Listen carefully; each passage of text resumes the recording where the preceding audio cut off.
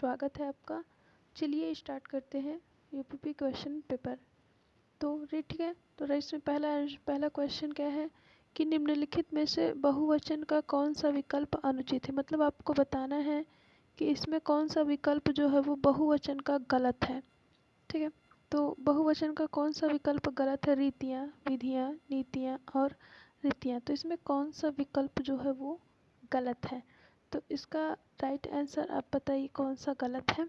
तो इसमें जो है वो रीतियाँ, ऑप्शन नंबर ये ए वाला गलत है। बाकी विधियाँ, नीतियाँ, रीतियाँ सब क्वेश्चंस के आंसर सही है। ठीक है, अगला है निम्नलिखित में से किस युग्म में एक वचन से बहुवचन बनाने के लिए उचित प्रत्यय नहीं है। तो प्रत्यय जो होता है वो वाक्य के अंत में लगाया जाता है। ठीक है, तो वो हाथी प्लस यो, लड़का प्लस ओ, रात प्लस ओ, नारी प्लस इनी। तो इसमें कौन सा युग्म जो है वो एक वचन से बहुवचन बनाने के लिए उचित प्रत्यय नहीं लगा है।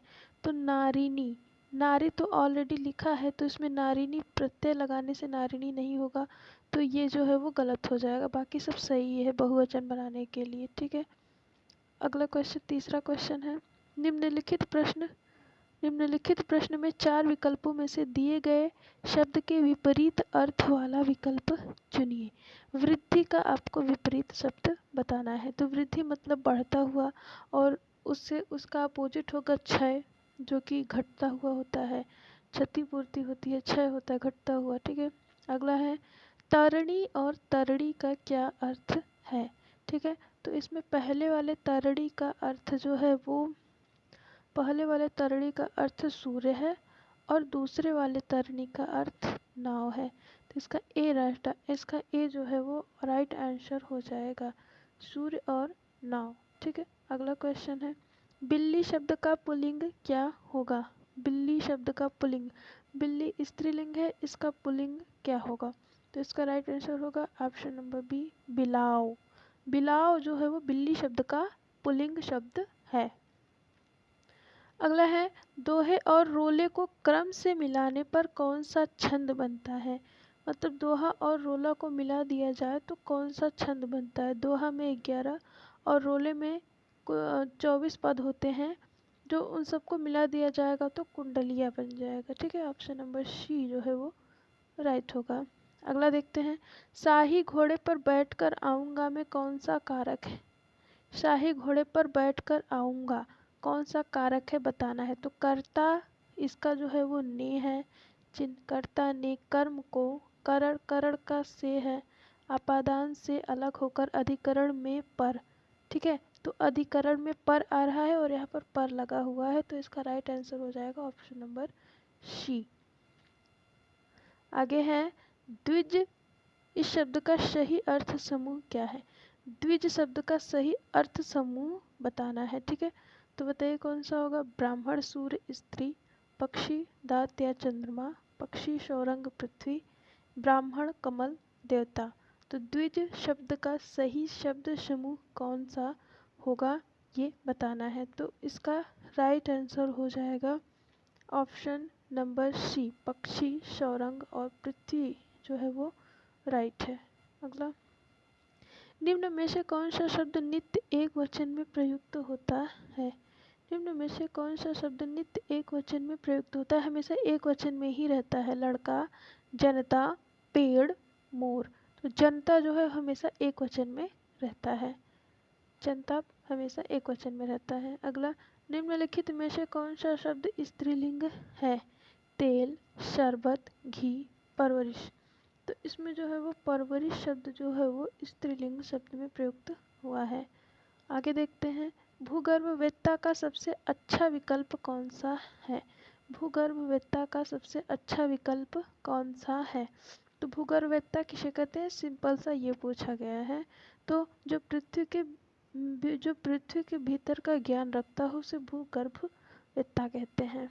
अगला है सही वर्तनी वाले शब्द का चयन कीजिए। कालिदास, कालिदास, कालिदास, कालिदास। तो सही वर्तनी शब्द कालिदास का क्या होगा, कालिदास। क्या होगा, कालिदास। दास, सॉरी ऑप्शन नंबर सी सही होगा, कालिदास, कालिदास ऐसे रहेगा,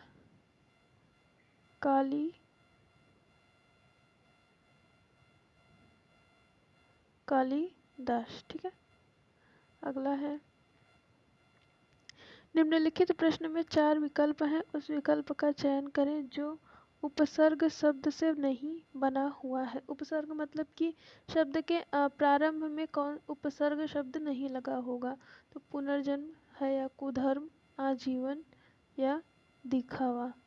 तो दिखावा, तो दिखावा में जो है वो उपसर्ग नहीं लगा है, बाकी शब्द में उपसर्ग लगा है। मेज का सामान्य बहुवचन कौन सा है। तो मेज का बहुवचन क्या होता है। तो मेज का बहुवचन जो है वो नॉर्मल मेज़े होता है। तो आपको बताना चाहेंगे कि ये प्रैक्टिस सेट जो है वो टेक्स्ट बुक से लिया गया है। टेक्स्ट बुक में जैसा क्वेश्चंस दिए गए थे प्रैक्टिस सेट प्रीवियस ईयर के, बिल्कुल वैसे ही क्वेश्चंस आपको उठा के प्रैक्टिस के लिए दिया जा रहा है, ऐसे ही कुछ भी नहीं बनाया गया। तो भगवान का स्त्रीलिंग शब्द क्या है। भगवान का स्त्रीलिंग शब्द बताना है तो भगवती जो है वो भगवान का स्त्रीलिंग शब्द है।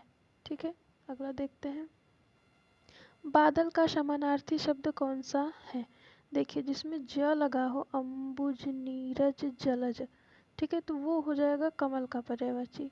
अम्बुज, जलज, नीरज और अम्बुज ये सब कमल का है। जिसमें द लगा हो, इन सब की चीज़ के लास्ट में अगर द लग जाए तो वो हो जाएगा बादल का पर्यायवाची। किसका, बादल का। ठीक है, आगे है, अगुआ बनकर दिखाने वाला पथ प्रदर्शक कहलाता है। रिक्त स्थान के लिए उचित शब्द का चयन करना है। ठीक है, तो अगुआ, अगुआ किसे कहते हैं। अगुआ बनकर क्या, अगुआ बनकर कोई किसी को क्या दिखा सकता है। तो अगुआ बनकर कोई किसी को रास्ता दिखा सकता है ना, कि अगुआ बनकर यहाँ पे रास्ता फील होगा। अगुआ बनकर रास्ता दिखाने वाला पथ प्रदर्शक कहलाता है। आगे है, निम्न में पुल्लिंग शब्द कौन सा है। निम्न में पुल्लिंग शब्द कौन, झाड़ू, बालू, आलू और व्यालू। तो पुल्लिंग शब्द बताना है। तो निम्न में से पुल्लिंग शब्द जो है वो कौन सा है, बताइए। झाड़ू, बालू, आलू या व्यालू। तो इसमें जो है वो आलू शब्द जो है वो पुल्लिंग शब्द है। अगला और लास्ट क्वेश्चन है, उस विकल्प का चयन करें जो दी गई लोकोक्ति का सही अर्थ वाला है। भय गति साप छछूंदर केरी। सांप और छछूंदर जैसी जिसकी हालत हो जाए उसे क्या कहते हैं। लालची होना, दुविधा में होना, सांप मारना या गतिमान होकर रुकना। तो भय गति साप छछूंदर केरी का राइट आंसर हो जाएगा दुविधा में होना। ठीक है, बहुत ही दुविधा में होना। तो ये थे 20 क्वेश्चन जो इम्पोर्टेंट प्रैक्टिस सेट के थे, बहुत ही मोस्ट इम्पॉर्टेंट क्वेश्चंस थे। और ऐसे ही डेली 5-7 मिनट का वीडियो आता है जिसे आप प्रैक्टिस सेट करके अपनी तैयारी को और भी बेहतरीन कर सकते हैं। तो ठीक है, आज के लिए इतना ही। ठीक है, बाय बाय, टेक केयर।